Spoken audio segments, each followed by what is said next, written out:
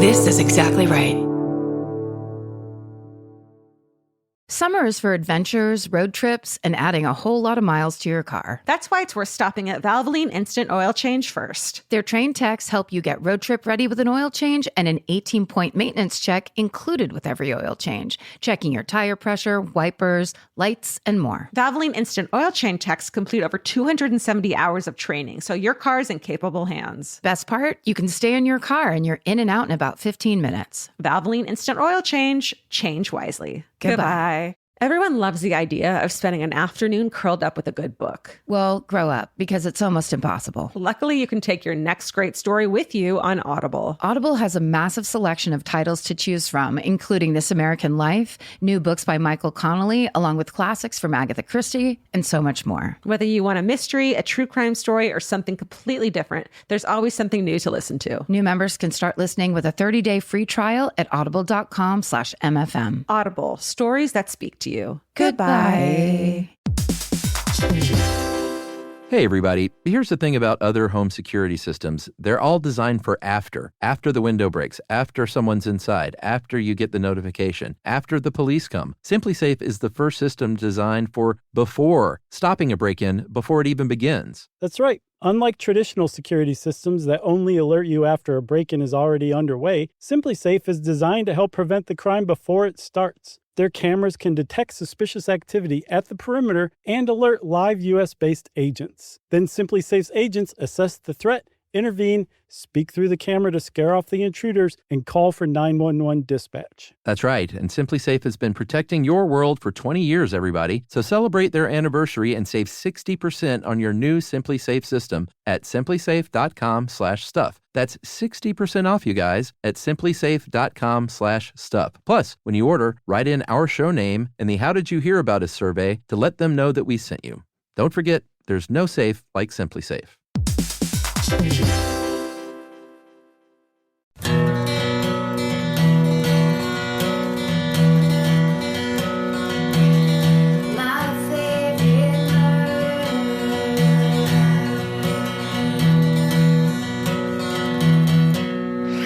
Hello.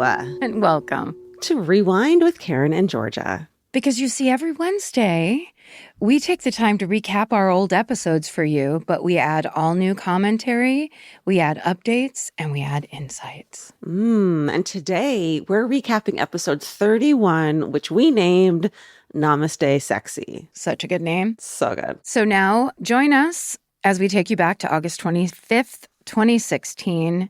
And now you can be a day one listener just like we are. So let's listen to the intro of episode 31.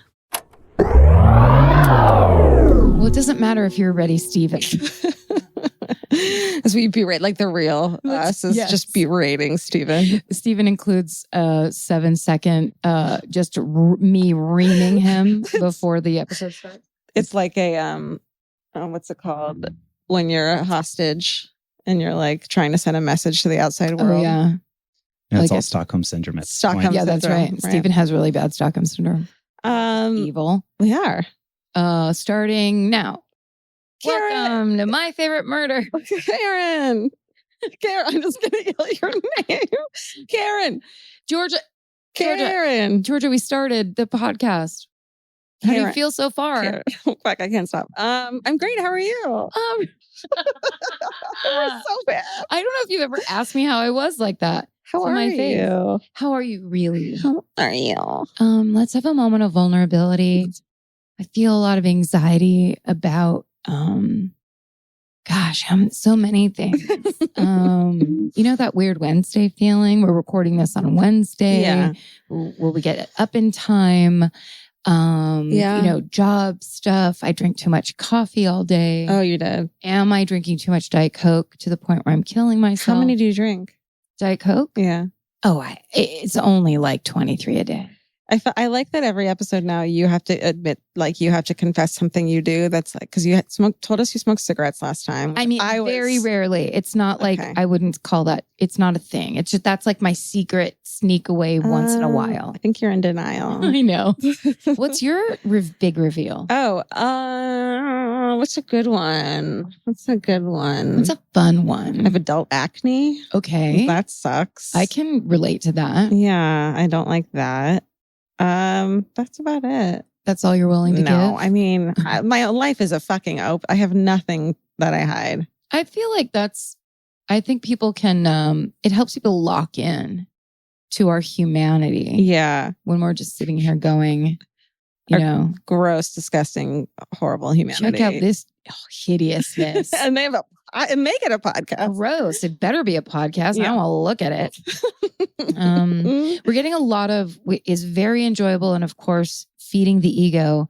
A lot of people are doing like fan art picture Yes. things of us, which the thing I enjoy the most is they always give me a huge nose. I don't think I have a huge nose. Do they? You don't have a huge nose. I think I have a pretty buttony nose. You have a cute little button nose. I mean, thank you. I just wanted you to say that. I've noticed, I have a large jaw in them, which I actually have an undersized jaw, hence my Invisalign. That's right. But thank you. But you know what? But thank you. We're the most ungrateful assholes of all time. Really Here, we have a couple notes. Can you draw us better, please? Gonna draw me. You better make my nose a lot smaller. Listen, if you want to make it onto Instagram.com/myfavoriteMurder, you got to draw us true to life. There's some really good ones of us, really awesome drawings. Yes. Where like you look at it and go, oh my God, this looks like we have a comic book. Yeah. Which is super cool. Yes. So thank you so much. You're fucking backpedaling so hard right now. I know. I'm embarrassed. Don't be. Go to the Instagram and you'll see a bunch of we post that shit. We post all of them. We post everything that we see and find that you guys send us. And we love it all. A lot of people made us new logos that say the Fuck Word Murder Mystery Show, which we really love and appreciate. That was Thank you. Great. That was good times. Yeah. And also, I just wanted to mention on the Twitter page, we got quote, 1 million shout outs from Sweden.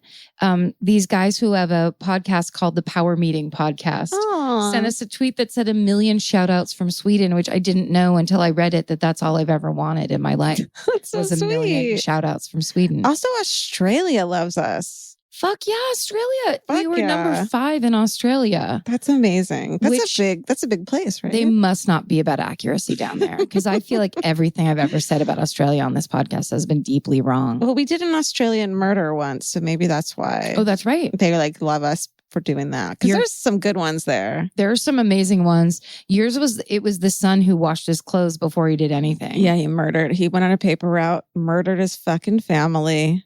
Blamed his dad, washed his clothes. Or was that New Zealand? Fuck. No, I think it was Australia. Watch the numbers plummet. Oh my God. Why did I even bring this up? I don't know. I brought it up. Oh, okay. This is all your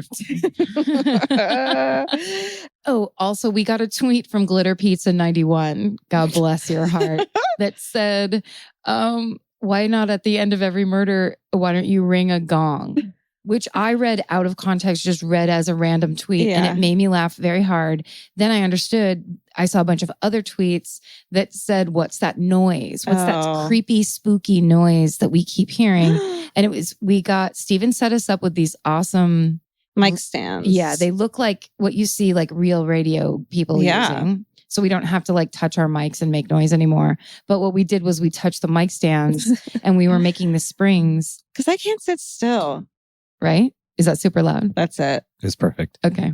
Yeah, that's the sound. Listen, I have ADD, I think. Right. At least that's what my psychiatrist tells me. Okay. I can't fucking sit still. I want to move around. I know. But it's, I'm going to sacrifice fat for the podcast. Well, we really appreciate it. Thank you. I'm going to speak for everybody. Thank you. You have a button. And myself. You have a button nose. Thank you. And 2 eyes made out of coal.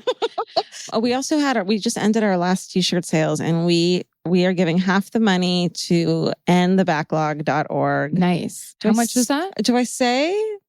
Because what if it's like, what if they're like, well, it was just a 1 month sale, right? We're sending $2,000 to endthebacklog.org. That's a lot of money. That's great, right? That's good. It's 2 more than they fucking had before. I got so freaked out when I posted like, hey, we're going to give 50% to End the Backlog, because I expected people, this was the opposite of what happened, but I expected people to be like, only 50%? you're being so greedy. And then all these people are like, that's so incredible. I'm like, oh, okay. Like I'm just being hard on myself. Yes. I mean, I think it's just weird to be in this position where you can actually put something out, have people buy it, and then actually give money. Yeah. That's like a neat, cool thing. But also we've never done it before. Right. So everything feels wrong and bad and weird. Yeah. Is there anything else that you love right now? Well, anything going on in the news? We know John Bonet's brother is getting... Oh, did you watch? Yes. You and I both looked at each other at the exact same moment. Watching that trailer? That John Bonet docu-series trailer. We have to watch it together. Yes. I insist you watch it. Can I tell you something? What? A magazine wants us to do a recap every night of it. That's awesome. I know. The trailer gave me freaking chills. Okay, we watched the trailer at work today. Oh my God. I love the people I work with because they're super into shit like this too. And when it got to the part, trailer spoiler, when it got to the part where they have reconstructed the Ramsey's house. The room by room recreated. Down to the detail of shit that was like leaning against the walls. Life changing. These people are going, these investigators, these very qualified people. From all walks of criminal. Forensicness. Criminality. They're going to be able to walk through and talk about and restage things that happened. Do you think they'll come to a conclusion? It clearly, in the trailer, you can tell that they're like, yeah, this is not an outside job, motherfuckers. I mean, that's what they're leading you to believe. That's true. But, and then like, when they played the, when she hung up the phone and you can hear her in the background. Yes. I still don't hear it. Do you? Have you listened to that? You mean when they say like they reduced all the sound? Yeah. And they hear her say, I'm not talking to you. Yes. I still don't hear it. Do you? No, but I feel like that's almost like one of those ghost investigation things where they're like, do you hear it? And then they put the subtitles and you're like, I guess I hear it. If you want me to hear it, I'll hear it. Totally. I'll hear whatever you want. Yeah. My thing was, because everybody at my job, everybody pointed out like the thing that freaked them out or that they liked the most. And mine was that when Patsy Ramsey said, I love that child, she did it with her eyes closed. That was the creepiest part, is both of them speaking was so fucking eerie. Yeah. And to camera, like basically clearly some lawyer said, you have to go out there and tell these people you didn't kill your daughter and you have to make a statement. And when Patsy Ramsey said, I didn't kill my daughter, and then she closes her eyes and goes, I love that child. And then they stay closed. Like to me, that I just love those, like, that means something. I don't know what it means. Also saying that child means something. Because it's like, she's not saying my daughter, Jean Bonnet. Yeah. It's like that child. Yeah. She's like that child. She can't take ownership of the thing. Remember, did you ever watch the show Lie to Me with Tim Roth? Where it was all about the person that read micro expressions and it was like a whole company. No. Oh, I know someone who worked on it that I dated, so I didn't watch it. Ooh. Oh, yeah, because you're mad. No, he was very nice. Oh, I don't want to step on his toe. I just love that show because that kind of stuff of like being able to interpret what people are really doing underneath how they mask when it. they point it out and they're like, would they like pause it and be like, this thing right here and that thing? Oh, I love that. Yeah, yeah. You should watch that show. It's pretty good. I don't know if it's on anything, but okay. Well, did you catch up on the night of? We've only got one episode left. I gotta say, you're out. Everyone telling me about stuff about it and talking to other people about it has made me want to watch it less. You're so fucking punk rock, Georgia. I swear to God, you're just like... Are you being mean right now? No, I mean it in that way of like, you're just like, you know what? I don't have to like it if you like it. It's a good way to be. I respect it. But I think that's what it is, where you're like, does everybody like it? Then everybody can fuck off. What everyone's telling me about it, thank you. That actually means a lot to me. But what everyone's telling me about it is like, I don't care about the prison stuff. I want the trial stuff. And from what someone said to me, someone was like, and I'm not going to take responsibility, but I don't remember who said it, was like, listen, I watched Orange is the New Black. I don't need to know what's going on in prison. Like, I was like, so did I. Totally the same. It's totally the same. I just like, I want to know the way that they find out how the investigation goes, how the trial goes. Stuff in prison, I don't care about. Right. You know what? I feel the same way because I find, and this is gonna blow your mind, I find prison to be really depressing. So I don't want to know. What's like wrong with you? I fear going there. Who hurt you as a child? I know. A prisoner. It was a warden. Yeah, I don't Like, I know it's living hell, Yeah. and there are many, many people in this country that are there. Yeah. And that's awful to me. Especially people are there that like, oh, it was really hard for me to watch him get taken in to get, what's it called when you get processed in? Yeah. Because it's like, no one gives a shit about you. And you like, immediately are just trash. yeah. It's Like the horrible. way, when you wait in line at a post office and you get to the next teller and you can tell they've had a hard day and they fucking hate everything. So you can smile and be like, hi, and be nice. And so they'll give you a better experience and be happier. Yeah. Like, you can't do that in prison. What am I supposed to do? No. I didn't learn to be polite for nothing. No, it's like, I mean, and it is like, we talk a big game about like, send them away because we talk about these specific stories where people cut off 15-year-old girls' arms and leave them to die, and these horrible cases. And of course, you want Larry Singleton to disappear from the planet. But the reality of a human being in a prison is a nightmare. And and so I'm not saying I'm not a hypocrite or that I can't rectify those two things. But it's, watching it. What I love in that show is that they're laying in, it's just really good writing. Yeah. And I really like to watch good writing. It makes me feel smart. And again, I'll say it for the millionth time.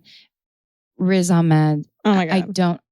Someone made a, I want his DNA inside me. A couple people someone made a Valentine last week. I said, your serial killer Valentine. Yeah. I said, I want his DNA inside me, meaning I want to have his baby because he's so cute that I want like that. But it just didn't sound like that. No, it's literally the most not cute kind of disgusting thing, but that's not what you meant. Okay, you know what I don't like innocent people in prison.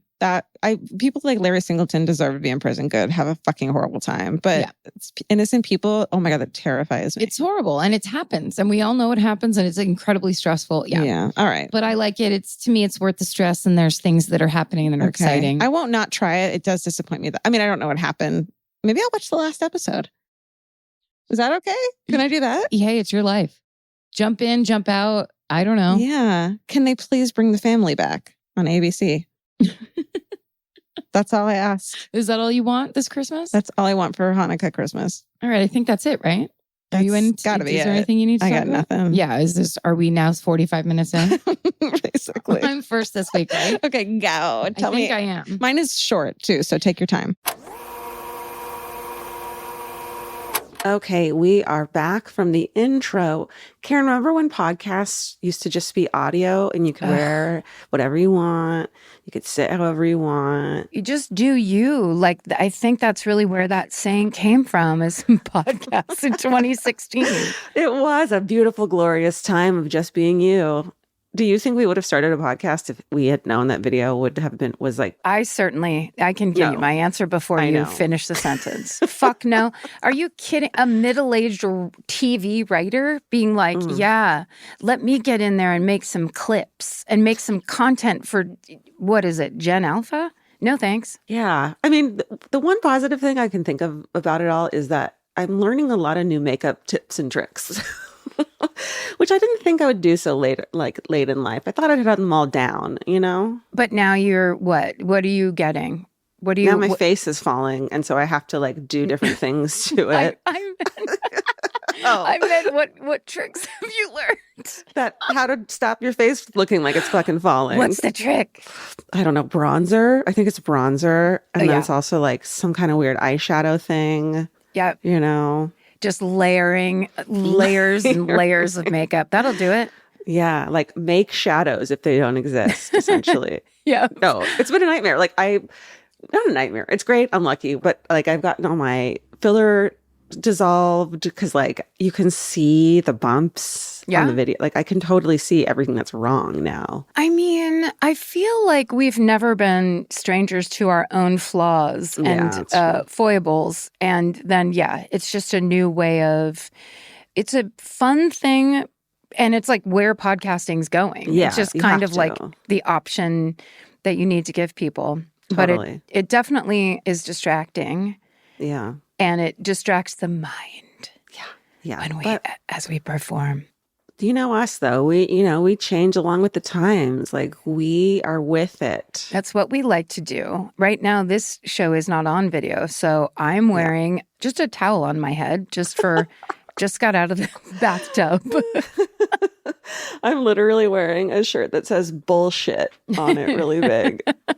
And this is what we're doing. That's it. All right. Well, I like how in that we just did a new intro because there wasn't that much going on in this intro. Some of our old intros are just chock full of insanity, but this mostly is like that we are so stoked to only be audio. Yeah. And then me loving the night of. And you not so much. No, that was a long-running discussion or topic of discussion in this podcast. I think it was like a first, because I remember, and tell me if I'm wrong, when we first talked about the night of, we had both watched it, like unplanned, right? So then it was like, oh, did you see it? It was that feeling. Yeah, and then I lost interest, but, Riz Ahmed kept doing it for you. It was such a good show. It was. All right, well, should we get into your story and also like the reason this episode's called Namaste Sexy? Absolutely. Okay, let's hear Karen's story from this episode 31 about the Lululemon murder. Or, as I liked to say back then, not on purpose, Lululemon. Here we go.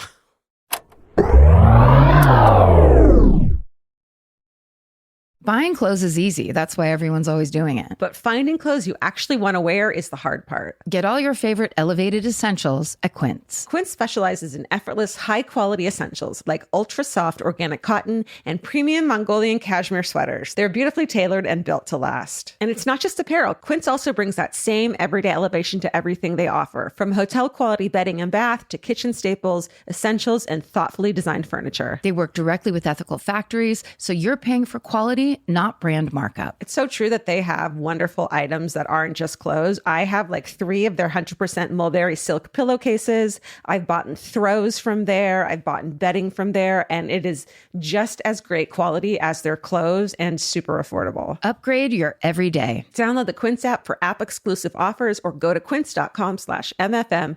Get free shipping on your order and 365-day returns. Now available in Canada and the UK too. QUINCE.com/MFM. Goodbye.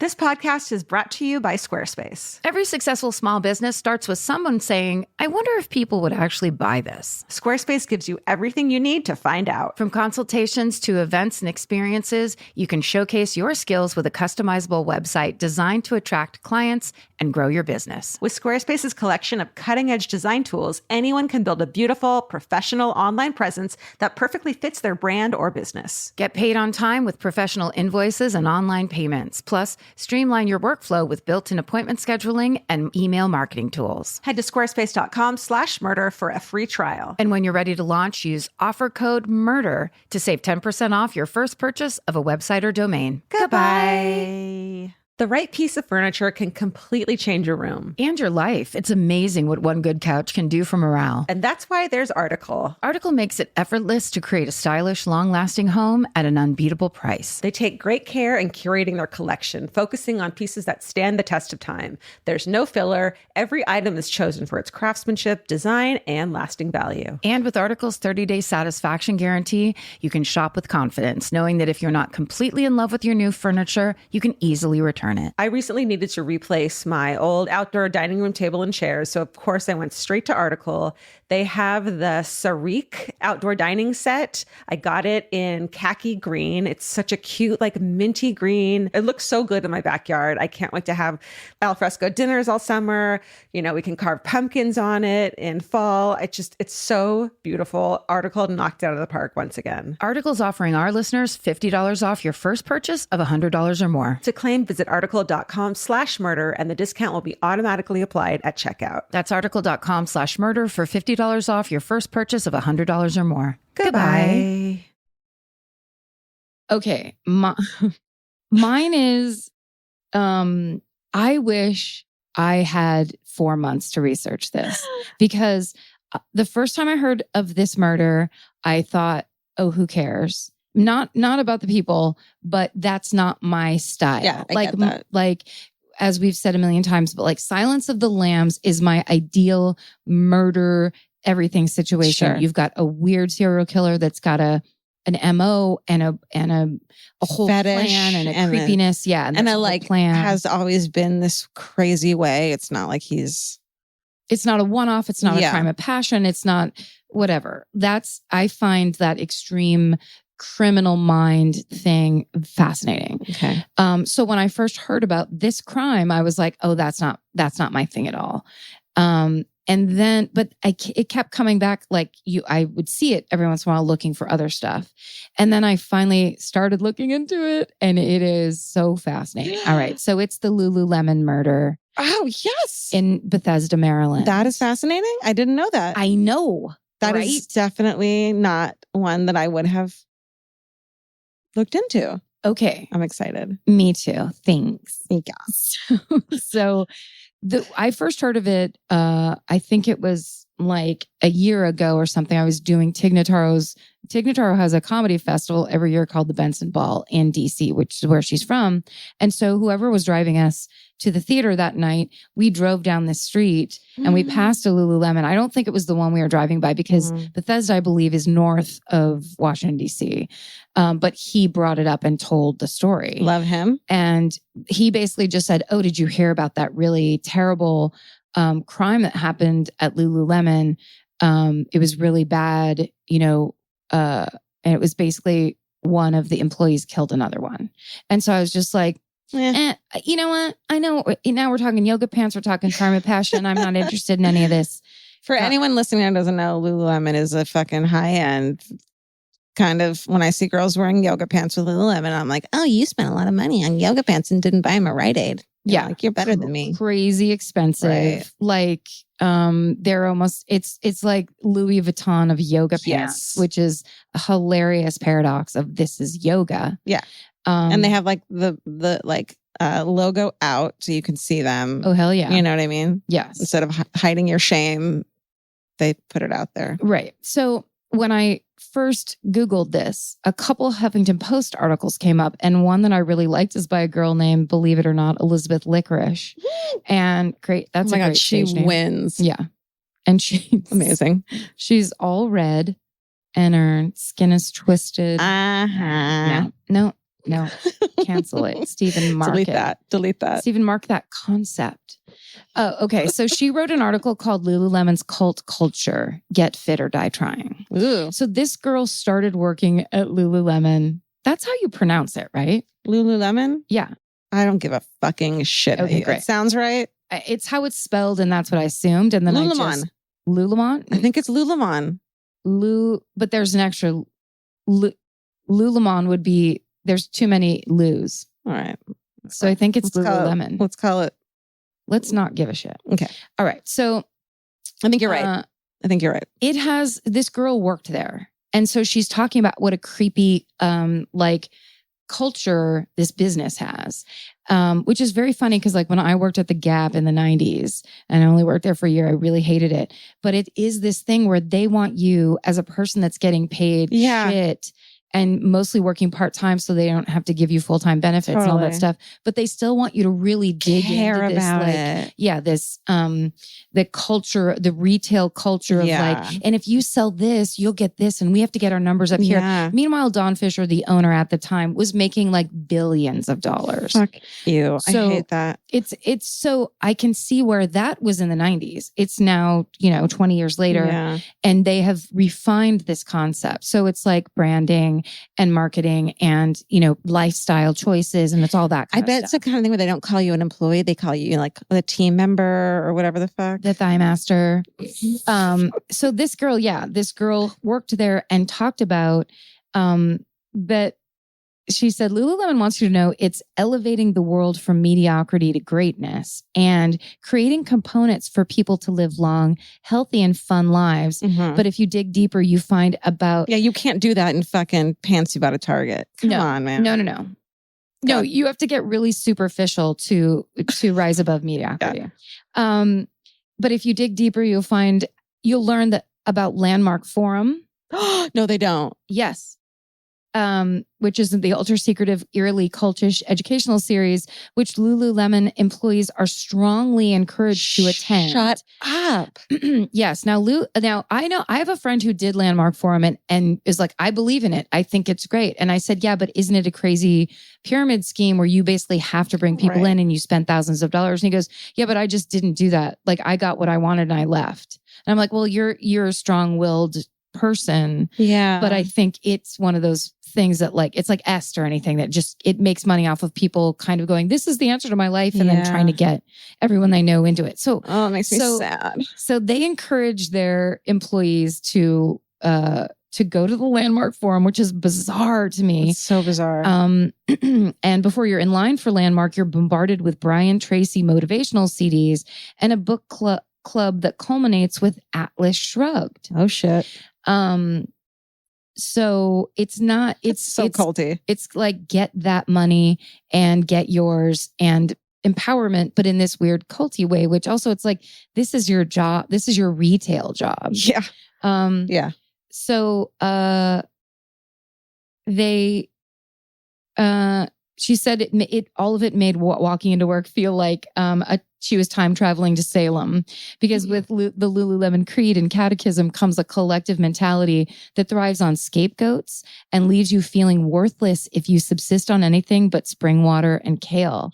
Once another employee sneered at me from across the floor and said the soda I happened to be enjoying would rot me from the inside out. Eventually, we were all issued reusable acrylic cups and forbidden to drink anything but water. Oh my God, stop it. So this is, I'm just trying to paint a little bit of a picture. And I really encourage, if you're slightly interested in this, to look up these articles, because it's pretty fascinating how many directions that goes in of, yeah, that sounds like a fun read. Yeah. Well, and just the intensity of a retail job. This is sad. Like, it bums me out so much to think that what people expect from you when they're not willing to give you any respect at all, or right. When you work there, everything about you is inventoried and measured in terms of authenticity and integrity, which sounds reasonable until you realize your yoga mat's on a sweaty, slippery slope. That missing your I'm still reading from the article.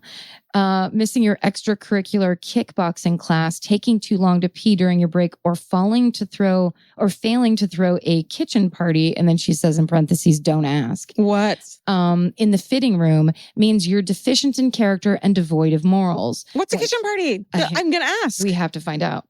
But it's like, I think it's it's secret in-house language. Yeah. Those girls happen to just be older, sportier versions of seriously cutthroat sorority sisters. Wow. So that's one person's take about what it felt like to work there. So what's kind of to go along with that, this company's had a lot of controversy since they started. It's a Canadian company. They opened in, in 2002 to mark the opening of their second store in Vancouver. They offered a free outfit to anyone who would stand naked on the street for 30 seconds. Are you fucking... How about for people who can't afford them and are homeless, you fucking assholes? But like also, so it's a store that's mostly women's clothing. Yeah. And you're basically trying to get ladies to stand around naked, so you give them their $140 yoga pants. That's like so sad. You're asking them to exploit themselves. Yeah. Oh my God. That same owner, I can't find his name right now. He, in an interview with the National Post Business magazine, which sounds very Canadian to me, but I'm not sure. He said he purposely named it Lululemon with lots of L's because, quote, it's funny to watch Japanese people try to say. He also once blogged that breast cancer, quote, came into prominence in the 1990s due to all the cigarette smoking power women who were on the pill and taking on the stress previously left to men in their working world. I'm going to Lulu murder you, you piece of shit. Sorry. That guy's name, that guy's name is Chip Wilson. And of course, later on, everybody heard about the, I think it was 2011, oh no, sorry, 2013, they had to recall their line of Luan yoga pants because they were see-through. I remember that. They were see-through. I've seen girls G-strings from behind in yoga before. And then that same CEO, when he was interviewed on Bloomberg TV about it, he was asked what the nature of the pants recall was. He said, quite frankly, some women's bodies just don't work for it. It's more about the rubbing through the thighs, how much pressure there is over a period of time. You fucking dick. So he's basically saying, if you're not emaciated, you can't wear our yoga pants. And if you do, it's your fault. Yeah. So he's a superstar. After he said that, of course, he was asked to step down from being the CEO because it's, at the time it was 2013. So I'm sorry, sir, that it's not 1945 anymore. You can take that shit elsewhere. Yeah. In 2007, they had a line of clothing called Vita C, SEA, which the company said was made from seaweed fiber. And according to the tags, they said it released marine amino acids, minerals, and vitamins into the skin upon contact with moisture. Did it stink? Did it stink? Reducing stress and providing anti-inflammatory, antibacterial, hydrating, and detoxifying benefits. Bullshit. So the New York Times, that's exactly right. The New York Times commissioned a laboratory test of a shirt made from Vita C. And there was no significant difference in mineral levels between the Vita C fabric and a plain cotton t-shirt. In other words, the labs found no evidence of seaweed in the Lululemon clothing at all. To do that. We're not done. In 2008, a mother and daughter found a hidden message in the shopping bag underneath a layer of inspirational quotes such as friends are more important than money. There was a second note that said, quote, some brief or quick fix instance in... Whoa, start over. Some brief or quick fix incidences when our minds are clear to be creative are when drunk or stoned or just after an orgasm. What does that mean? Oh, okay. So they're promoting being drunk or stoned or orgasm. Or having an orgasm so that you can be creative. And How this did they is, hide this that? is inside a yoga pants bag. So they had this, it turned out that they had printed this up initially. People saw it and were like, what the fuck are you doing here? Well, the other quotes were, the athlete's high is the most long lasting as it can last up to 6 hours. And there's a little difference between addicts and fanatic athletes. Both are continually searching for a way to remain in a creative state. So it was all this weird, they were very pro drugs and sex. And then a couple people got the bags and were like, what's wrong with you guys? This is a yoga pants store. Yeah. So they took the bags and just sewed over them with friendship is more important than money. But all you had to do was wash the bag a couple times and then the other label came out. Oh, I bet those are worth some money on eBay. It's pretty hilarious. And also creepy. Like you're getting these weird messages. Anyway. Yeah. And they just, the answer back when that happened was not an apology. They were basically like, we're about speaking our mind. We're about living in this, having new ideas and new experiences. And they basically were like, yeah, we do what we want. We're trying to inspire people. So, oh my God. So how did they get, I have, go on. Just how you're saying? How? Yeah. But also good for them, but don't shop there. Like, they can do that. It's fine. You can do that. Like, here's the thing. Yoga is a practice that's about connecting to yourself and connecting, having a body-mind connection so that you are more in yourself and calmer, more normal. It's not about spending money. Yeah, it's not about being better than your sorority sister. But to get a mantra for transcendental meditation is fucking $3,000. Like, how do they? Well, no, that's based on how much money you make. But I mean, I'm not defending it because it costs money. But what I'm saying is this is a store that's creating that culture of you will spend money always. And you will spend money on bullshit because we're going to lie straight to your face and say that our clothes are made of detoxifying seaweed. That's insane. Crazy. Yeah. So anyway, that's just a little background. All right. Okay. So the worst thing that happened to them, of course, was in 2011, on the morning of March 12th, an employee entered their store, the Bethesda, Maryland store, and she actually went in. She heard something inside, I think it said, And so she went and got a guy off the street and said, you have to go in there and check. I'm supposed to open this door and there's weird noises. And the guy walked in to like a bloody scene. And it turned out that Brittany Norwood and Jana Murray were lying in the store. Jana was dead and Brittany was tied up, bound hands and feet. Jana had a rope around her neck and hammer knife wounds to her head. Holy shit. And she'd been repeatedly struck with a metal stand. Later on, the medical examiner found out she had 330 distinct wounds on her body. Oh my 330. God. How long would that take to hit someone 330 times? And how much rage and how personal. That's like 10 minutes of hitting. It's insane overkill. Yeah. So when the cop touched Brittany, she flinched. And then she tells the story that the night before they closed the shop and then she'd gone to, I'm saying Jana, but I think it's Jana. Did I say Jana?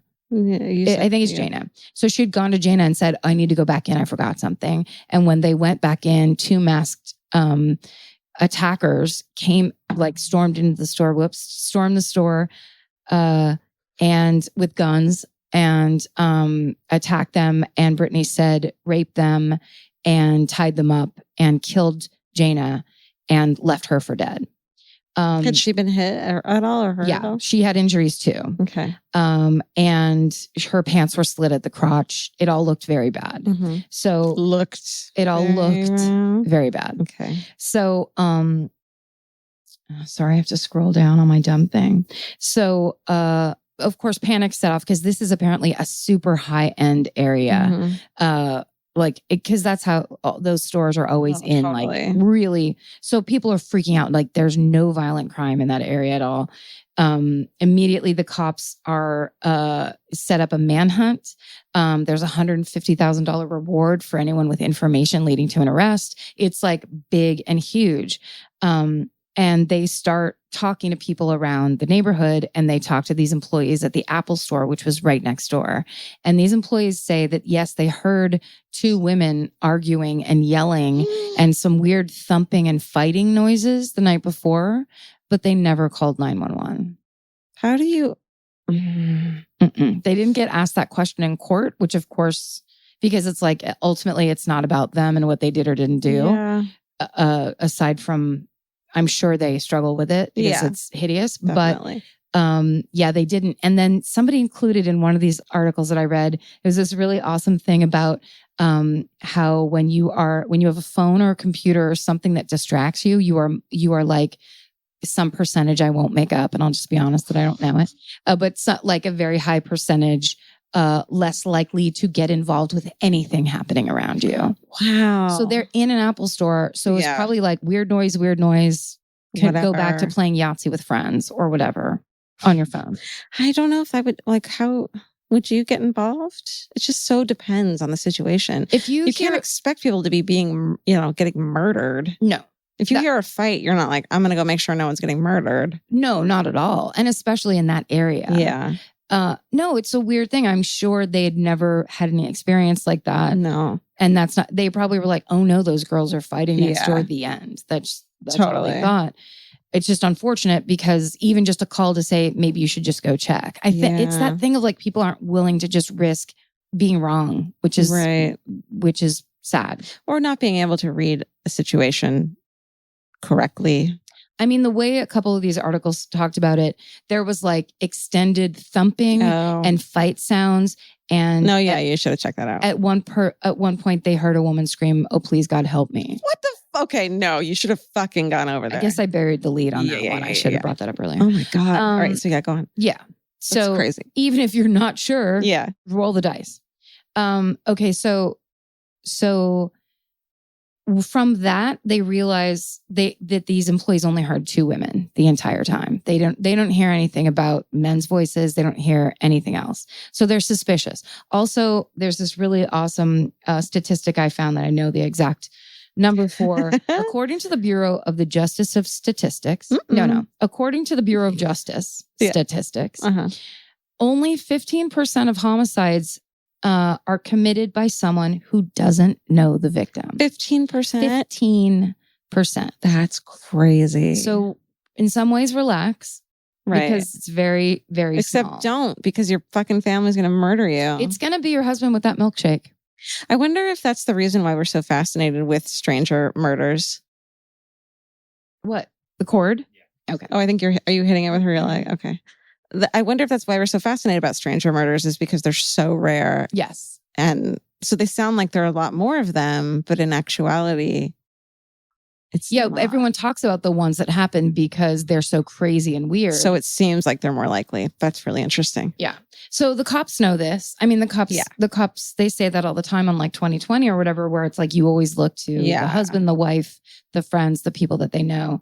So one of the big breaks in the case was that they looked in Jana's car. And Jana's the murder victim? She's the victim. Okay. So they process her car and they find Brittany's DNA in the car. Mm-mm. And then they ask Brittany, have you ever been in Jana's car? And she said no. Man, I love when they fucking trap someone like that. Or if you had just said yes, right, you would not have been a suspect. But they never do because they were in the car, so they're trying to cover. They think that lie is going to get them out. Yeah. That's the greatest. I love that. So also they realized they had all the tests processed, and Brittany had said that they were both raped by these masked men. But when the test came back, there was no sign of rape on either of them. There was no, evidence of it. Yeah, there was all of the normal things that they find. No were penetration, no on either of them. Okay. And also her wounds were few and superficial. Right. Yeah. If you're going to hit someone 300 something times and the other person just gets a little.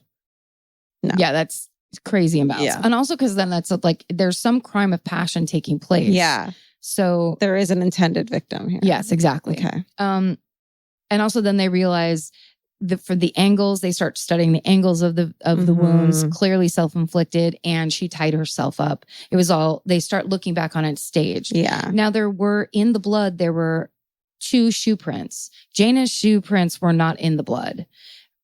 Brittany's shoe prints were in the blood, and a size 14 man's shoe, 1 set of men's shoes were in the blood. So not 2, like so she grabbed some shoes off the fucking shelf. That's exactly right. Son of a bitch. And walked around through as if a man was walking through. What an idiot that she didn't grab both the fucking because it's like the display pair. Right. Oh my God. So it's like brilliant and so stupid at the same time. Well, it's that thing of like, you can't cover up a murder. You can't. You just can't. You're not as smart as you think you are. You can't.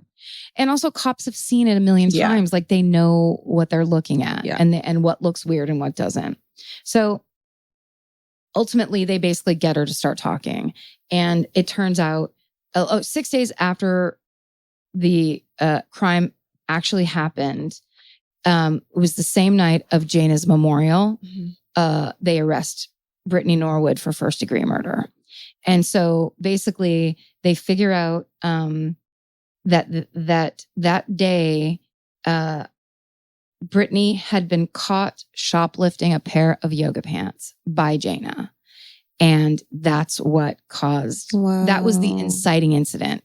Obviously, much more was going on for her to get stabbed over 300 times. And they said she used 5 different weapons, all found within the store. Oh my God. Yeah. And there was a blood trail that showed how Jana tried to escape through the back door. Holy shit. And she had 107 defensive wounds. Oh my God. And they said that was the most that medical examiner had ever seen on a victim. Wow. So this was a crazy and horrible and extended period of time where this murder happened. Now, here's the creepiest part to me is Brittany clearly just goes fucking berserk, snaps. She gets caught. Now she's out of this system. She's the worst of the worst. If you're bad for drinking Diet Coke on the floor, imagine what getting caught shoplifting would be like in that culture at that store. Also, I don't think it was probably very easy because Brittany was Black. And I don't know what the percentages were of people who were Black that worked at Lululemon, but I bet that was an element in it. Yeah. I'm sure that there was something that brought to the table. There was other articles that talked about how she had stalked her boyfriend. I think she was definitely maybe a borderline personality. She had definitely had some issues, whatever.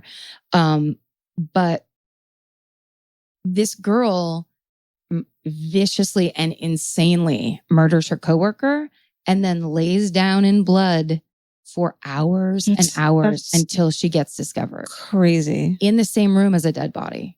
I mean, that's the creepy level of that. Oh, and also she went and moved because when she called Jana back to let her back into the store, Jana was double parked. So she had to go get into her car and she went and parked it down like a couple blocks away. And that's how they got that DNA of hers in there. So essentially she had 10 hours to stage and plan this crime and figure it all out. So anyway, she was convicted in an hour. They tried to say that she was insane and they were like, no, sorry, this was insanely premeditated. Yeah. I mean, that's bad phrasing. This was very premeditated and obviously she tried to cover it up so she knew it was wrong. Yes, exactly. And I guess so she got a life sentence and with no possibility of parole. So it turned out that the Lululemon murder was much more fascinating than I could ever imagine it to be. Yeah. I thought she just like went in there and shot her. Like I didn't even know any of the details. No, it was grisly as hell. Yeah. And just that the element, like the pressury sales sorority sister element of it is fascinating to me. There's a guy that wrote a book. His name's David Morse, and it's called this is going to be wrong. I want to say it's called the Yoga Pants Murder, but that's not going to be right. The Yoga Store Murder. There we go. So close. Ooh, are there crime scene photos? I'm sure there are, but I want to see them without the body, so I'm not that fucked up. They wanted to show the crime scene photos when they were trying to pick the jury, and I think was it when they were trying to pick the jury? I guess that doesn't really make sense, but they were basically trying to introduce these photos and like. The defense fought it because they're so awful. Her skull was cracked. Her spine was severed. Oh, I don't want to see that. I mean, it's terrible. I mean, you know, she was stabbed over 300 times. It's insane. It's horrifying. Holy shit. Yeah. So there you go. Oh, Namaste. Honey. Namaste. Namaste, Karen. Namaste, everybody. Should we end on an om? Well, fuck. All right. Oof, that's a gruesome and sad one. Horrible. We're back. Karen, do you have any updates? No case updates. Basically, it's all status quo. Although we got to the bottom of kitchen parties. So that was the thing that we talked about. It was a Lululemon kind of like alley rally style, let's all get together, you know, like some sort of retail bullshit cult thing that they make up to make it seem interesting. And then you get people to whatever. Who don't have to work that day, but like they still have to come to the fucking... No, this was almost like a little bit of a manipulation of the customers. So essentially, there were these islands near the fitting rooms, and the employees were expected to just kind of hang out there and then stage casual conversations like you're in the kitchen, quote unquote, and basically talking about yoga pants or like, oh, you need that? I can actually recommend you this great jacket or whatever. Leave me alone. I mean, as someone who's done that job before at Funky Diva back in 1999, like, I know how it goes. And I hated every minute of doing it. And I hate every minute of it being done to me. Yes. The retail PTSD of like being forced to engage. When people don't like it and are rude to you actively, Right. Really sucks. It's like, if you're the greeter at the Gap this day, I wonder if they still do greeters. I don't think they do. Yeah, I don't think so. But I bet you better fucking get said hi to, though. Like if you're a secret shopper for them. Oh, yeah. I bet like you have better. to eyes up, but you don't have to stand there like we used to have to literally stand there and be like, socks are on sale today and blah, blah, blah. Like that whole thing where you're like having this hip interaction with the person you're about to buy jeans from. It's just like, who cares? And no one needs help finding anything unless it's like a movie and they're like on a mission to get this one thing. No one needs help finding anything. Can I help you find anything today? No. In this day and age, doesn't the average customer really know their rights in the way of like they're going to find you and let you know the kind of help they need? Like no one's shy anymore about this.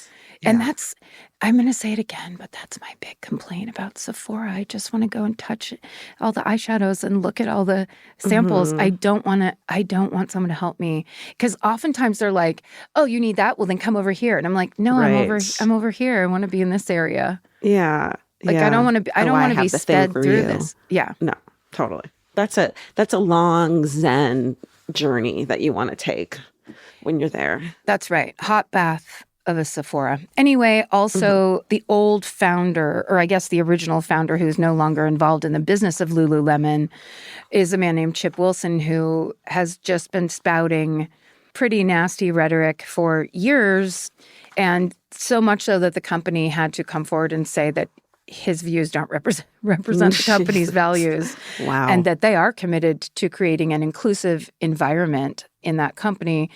So hopefully that's true, and hopefully that actual work is getting done.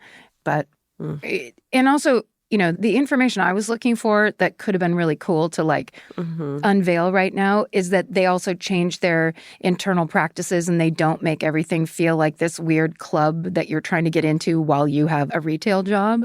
Yeah. Which was one of the things we talked about of like what the pressures and what this job must have felt like to result in this horrifying murder. But still, there's no way to get that information unless we had a secret employee, which we don't. It'd be so cool. We should have done that. Although they no longer ask their employees to pursue shoplifters, which is insane that they ever did that. Never do that. No. Never do that. Okay, now it's time for Georgia's story about Tent Girl and the Doe Network. Summer means a whole new world for your feet. They're walking more, sweating more, and going barefoot all day long. For summer feet that need real comfort, there's Bombas. Bombas has a whole line of sport-specific socks for golf, yoga, the gym, and every kind of runner. They also make soft, supportive compression socks that are especially great for summer travel. Bombas sandals and slides are made from super lightweight, cushy, waterproof EVA foam, so they feel incredibly comfortable. And the best part, for every item you buy, Bombas donates an essential clothing item to someone facing housing insecurity, with over 200 million donations and counting. I wore my Bombas compression socks on the plane ride to and from Italy. And listen, I'm a girl of a certain age at this point. It needs to be done. And I felt so comfy and so secure with my cute little Bombas socks. So head over to bombas.com/MFM and use code MFM for 20% off your first purchase. That's BOMBAS.com/MFM, code MFM at checkout. Goodbye. Get into the Hyundai Getaway Sales Event and get away with a deal so right, it almost feels wrong. Right now, you can get great deals on Hyundai's most popular models, from hybrids to EVs and more. Score on the adventure-ready SUVs like the Hyundai Kona, Tucson, Santa Fe, or Palisade, or the bold and tech-inspired Elantra. And the most advanced and capable Sonata or Sonata Hybrid yet. Or go all-electric with the Ioniq 5 or Ioniq 9. But getting away with a great deal is just the beginning, because every new Hyundai is backed by America's best warranty. Which means you can shop with confidence and drive with unrivaled peace of mind. So get down to your local Hyundai dealer and get away with a deal you'll truly love, but don't wait. The Hyundai Getaway Sales Event won't be around for long. Visit HyundaiUSA.com now for details. Goodbye. Capture your favorite summer feeling with Pandora Jewelry. Discover a collection inspired by the sunshine, freedom, and unforgettable moments that make the season so special. Whether you're planning a weekend getaway, gathering with friends, or simply soaking up every sunny day, Pandora Jewelry offers meaningful pieces designed to celebrate your unique story. From sun-kissed metals that catch the light beautifully to personalized pieces ready to be engraved with your summer mantra, every detail is crafted to help you express yourself with confidence and style. Explore charms, bracelets, rings, necklaces, and more, thoughtfully designed to complement every adventure and occasion. Each design moves with you, from beach days and road trips to rooftop dinners, golden nights, and every memory in between. Layer your favorite looks, mark life's meaningful moments, and create lasting reminders of a season you'll never want to forget. Find the pieces that reflect who you are and where this summer takes you. Shop Pandora Jewelry's new summer collection in-store or online at pandora.net and let your summer unfold. Goodbye. Ready for mine? Yeah. Okay. Mine is about the Tent Girl and the Doe Network. What? Do you know those? Doe as in deer? No, DOE, as in like Jane Doe. Oh. Like Doe, a dead body, a female dead body. Oh my God, I had to. You did it. Did it. Did it. All right. So on May 17th, 1968, a well digger named Wilbur Riddle was killing time between jobs, picking up glass insulators on a dirt road. It was just outside Lexington, Kentucky. Mm-hmm. So he's scavenging. Sure. He comes across a large green tarpaulin, and that was commonly used by carnival workers to store the big top tents in. And inside, he finds the nude, decomposing body of a young woman. She appeared to be in her teens, and she had been dead for months. Ugh. They couldn't figure out her exact cause of death, but it was thought that she'd been knocked out with a blow to the head and then tied up inside the bag to slowly suffocate. And the way they knew this is that her nails were worn down and broken. Oh, no. As if she'd been trying to escape. Nightmare. Yes. Mm-hmm. She couldn't be identified and became known as the Tent Girl. Sorry, is 68 you said? Yeah. Okay. It became a local legend, and her grave had a headstone that they had put a sketch of what the police had sketched she might have looked like, and it said Tent Girl, found May 17th, 1968 on US Highway 25 North, died about April, like all these weird statistics about her. Unidentified. So it was a place where local teens would visit to cause trouble and to scare each other. And like on Halloween, at night, you had to go touch the gravestone and run away and stuff. And so a couple decades later, there's a teenager who moves into town named Todd Matthews. And he hears about the story of Tent Girl by a girl he's got a crush on. 9 months later, he and this girl get married. And it turns out her name is Lori Riddle. Her father was Wilbur Riddle, who found Tent Girl. Ooh. So Todd Matthews becomes obsessed with the case. And for decades, he's determined to find out the true identity of Tent Girl. Todd's 2 siblings had died at birth and had really stuck with him. And so he says that he felt like Tent Girl had become his sibling until he could find her real family, which is so fucking sweet. I might cry. So when the internet's created, he saves up enough money he works low income jobs, saves up enough money to buy a computer, and then he trolls chat rooms and search engines and missing personal listings, searching for details that match Tent Girl. And he creates a website devoted to finding her identity. And this is before any of web sleuthing shit is going on. In his mind, he's just going to email as many people as possible till he finds out who this missing person is. So cut to the night, January 1998. And Todd has been online for hours looking at random stuff when he comes across a classified ad from a woman who's searching for her missing 24-year-old sister, Barbara Ann Hackman Taylor. Todd sees the 3 words Lexington, 1967 missing, and he knows it's her immediately. So in December 1967, 24-year-old Barbara Ann Hackman was a mother and a waitress. She had married young and then mysteriously disappeared. They thought it was a teenager originally when they found the body, but she was actually 24, which is just another reason why cops, it wouldn't have taken someone amateur to find this person, because you're looking for a teenager. You're not going to find someone with totally different statistics. Right. You know what I mean? Yeah. They won't fall into that category for you. So Matthews arranges to have Tent Girl's body exhumed. And in April 1998, DNA tests proved that Barbara Ann Hackman as Tent Girl. Wow. I know. The family chooses to have Barbara's remains kept in the original spot with the original headstone.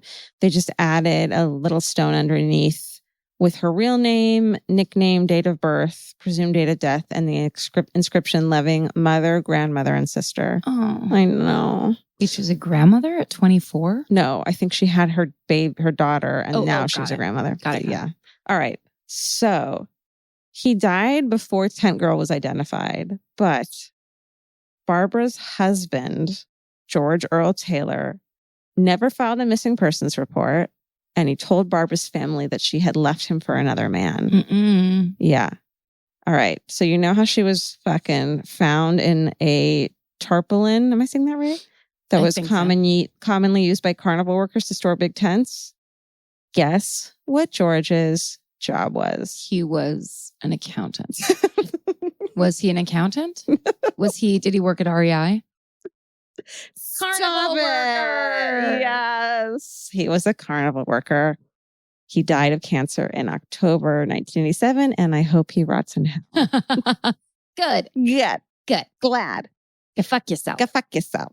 Isn't that crazy? Like, there's nothing besides fingerprints that could have like made it more of a like, here's who done it. Yeah. I mean, did they, well, Karen, don't question. I won't.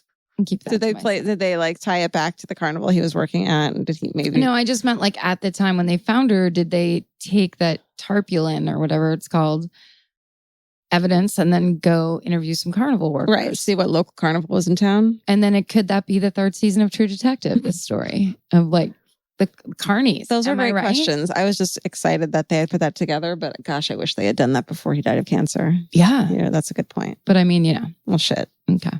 Can I do a different story? No. I'm kidding.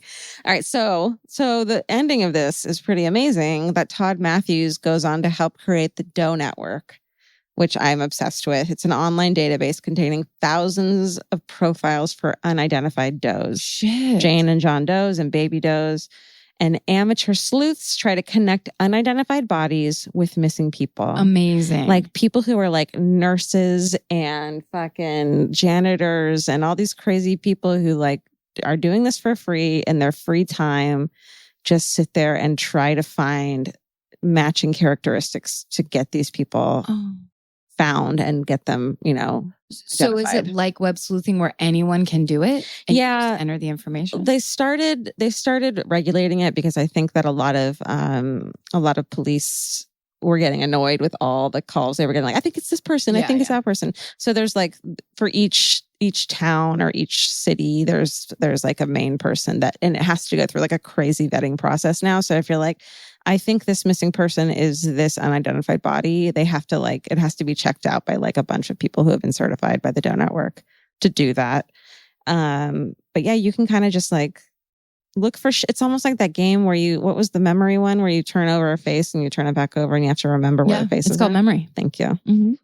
So he also co-founded NamUs. I think it's supposed to be Name Us, but there's no E, the National Missing and Unidentified Persons System. And another thing they do is they hire people who draw portraits and stuff just for free, will take a dead body and sketch out what the face would look like, or take a missing person and sketch out what their face would look like now. Oh. And they all do it for free. Wow. It's pretty amazing. Next place where we give money for the t-shirts? I don't know. We can discuss it. We can. All right. So as of 2007, I couldn't find any more recent statistics. There's approximately 40,000 unidentified human remains stowed in back rooms of morgues, buried before they're identified, and buried in unmarked graves across the country. What's that number? 40,000. Shit. And that's 2007. The National Crime Information Center records nearly 90,000 missing people at any given time. So 40,000 of those unmarked, unidentified people, their websites list 70 successful identity resolutions that the site has assisted with. Oh, that's nice. 36 had occurred within the first 5 years. And Tent Girl was the first case to be identified by use of the internet. Wow. Isn't that incredible? Todd Matthews, he just was an obsessive compulsive with this case. And because of that, so many families have been able to find out what happened to their loved ones. And I'm so fascinated with those stories of like, she left home one day and, we thought we'd hear from her again and we didn't. And we don't know if she's alive or not. Yeah. She might have just fucking moved on and hated our dad and, Right. But then they're like, by the side of the road, this person with this crazy tattoo is found. And why can't we identify this person? And so they put all this stuff in the thing. And that's very cool. Yeah. Tent girl. There's a photo of her. It looks like a lot like the drawing. Sad, right? Well, yeah, but it's like the tragedy that something good came out I know. of. It's very cool. I know. And also it's nice that idea that like, yeah, that's if you have, it's just so nice for the families. Like that idea of just not knowing is so torturous. Yeah. And I've kind of been I've been thinking a lot lately about like, how can I volunteer my time in some way that this true crime thing we're doing? And I'm like, do I go volunteer for women's shelter or something like that? And this is like, I feel like that's what these people are doing is they're like, they're not making any money. They have jobs. They don't need them. They just want to help find. They're really into these crazy puzzles and piecing these things together. And they just do and if it. you have that specific ability of like, you can draw, a picture of what they last looked like or whatever. It's like everybody pitching in what their specific talent is. Yeah, that's very cool. I like that. So maybe I'll do something like that. And I can't draw, but I can look at tattoos and remember if they were found on dead bodies or not. Do it. I'm really good at that. Remembering. No. Yeah. Nice. So that was a short one, but I thought it was important. No, that was cool. I like that it's good information. Yeah. That's a good one. Totally. Well, I guess that's it. Yeah. Thank you for listening. Thank you so much. Can you guys, if you rate, review, and subscribe on iTunes, that helps us a lot and we appreciate it. And gosh, it's nice having you guys listen in this podcast. Also, Elvis is sitting right in front of Steven's face because Steven gave him a cookie last time. I like that you just said, gosh, it's nice you listen, everybody. Gee whiz. Gee whiz. Gee willikers, everybody. Thank you. Thanks. And you know what? Stay sexy. And don't get moited. Elvis, you want a cookie? Want a cookie? Whoa. Bye. Bye.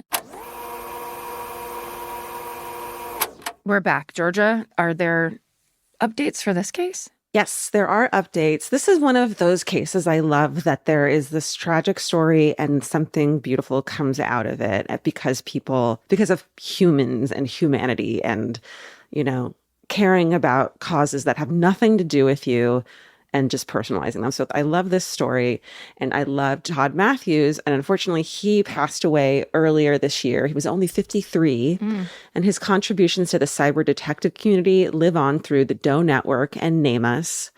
And there's a article you can check out if you want on Vice called The Pioneering Cyber Detective Who Cracked a 30-Year-Old Cold Case by Sammy Carmela that I recommend.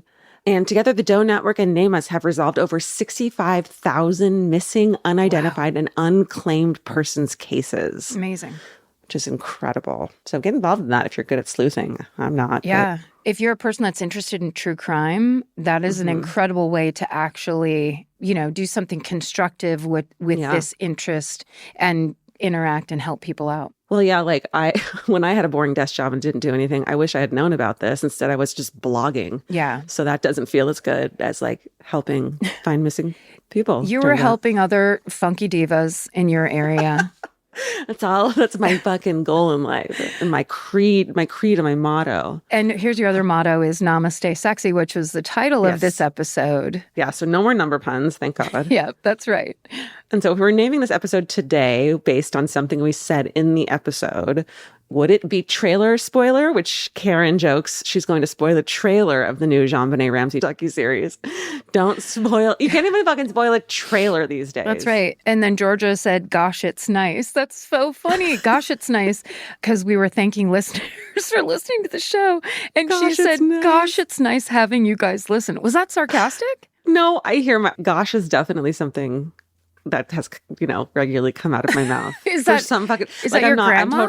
Who says I don't that? know. I think it's like quaint and old timey, and I like it like that. Yeah, it is. It's 'Cause nice. I don't care about taking God's name in vain. So why would I? Gosh, it's nice. Gosh, I it's guess you know nice. what? It's like a humbled thing. I'm just humbled. Gosh, golly, Golly gee. golly gee. Well- Well, gosh, guys, thanks so much for listening.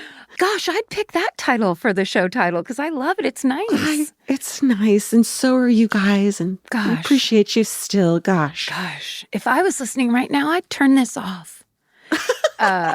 Stay sexy. And don't get murdered. Goodbye. Goodbye. Elvis, do you want a cookie?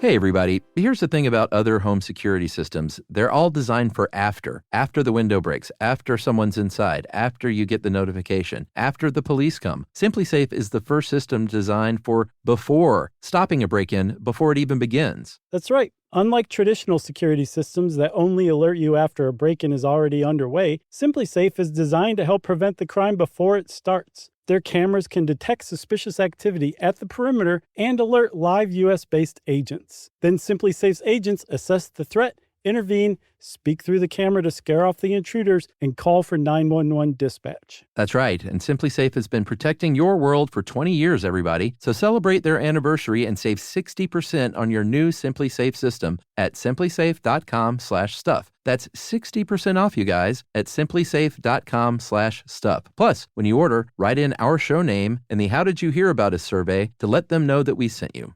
Don't forget, there's no safe like SimpliSafe. Capture your favorite summer feeling with Pandora Jewelry. Discover a collection inspired by the sunshine, freedom, and moments that make the season unforgettable. From sun-kissed metals to personalized pieces ready to be engraved with your summer mantra. Each design moves with you from beach days to golden nights and every memory in between. Shop Pandora Jewelry's new summer collection in-store or online at pandora.net and let your summer unfold. Goodbye. Vacation planning should feel like a breeze, not a deep dive into countless travel sites searching for the best deal. With Cheap Caribbean's Budget Beach Finder, you can search every destination and every date all in one search. You'll save time and money with the Budget Beach Finder. Say goodbye to endless scrolling and tab hopping, and hello to Budget Beach Bliss at your fingertips. Go to cheapcaribbean.com to try out the Budget Beach Finder and see just how stress-free vacation planning should be. Goodbye.